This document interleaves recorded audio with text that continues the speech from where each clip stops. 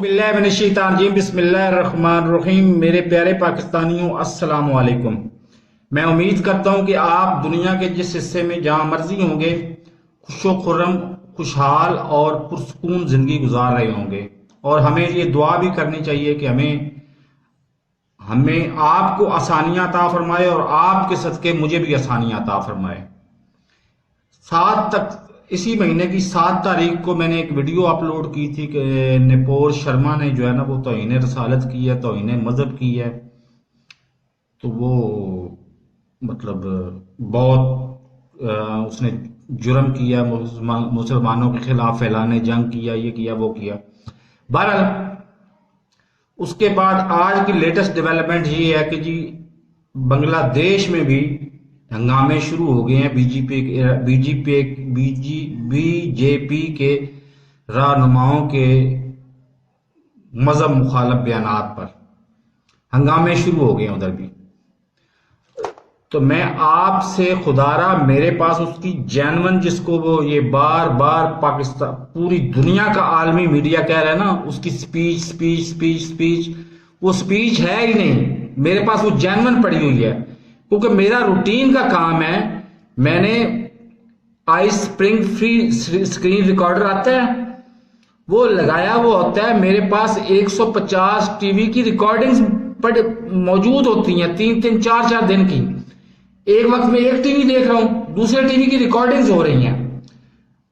जब ये खत्म करूंगा तो फिर दूसरे टीवी को देखना शुरू कर दूंगा, फिर तीसरे को देखूंगा, फिर चौथे को देखूंगा और फॉरवर्ड कर करके देखूंगा। तो उसकी इत्तफाक की बात है, उसकी रूटीन में मेरे पास पूरी रिकॉर्डिंग मौजूद है, लेकिन उसमें उसका कोई कसूर नहीं है।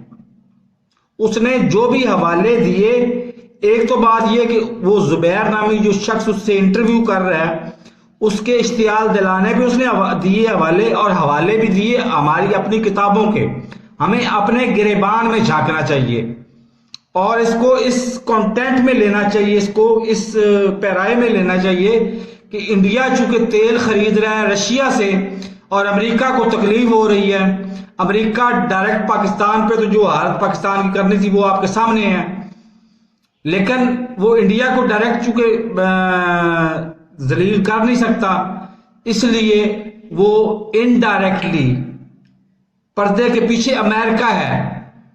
और सजा देनी है तो सबसे पहले तो आप दो है ना उस जुबैर को, और उसके बाद आप सजा दे जाकिर नाइक को।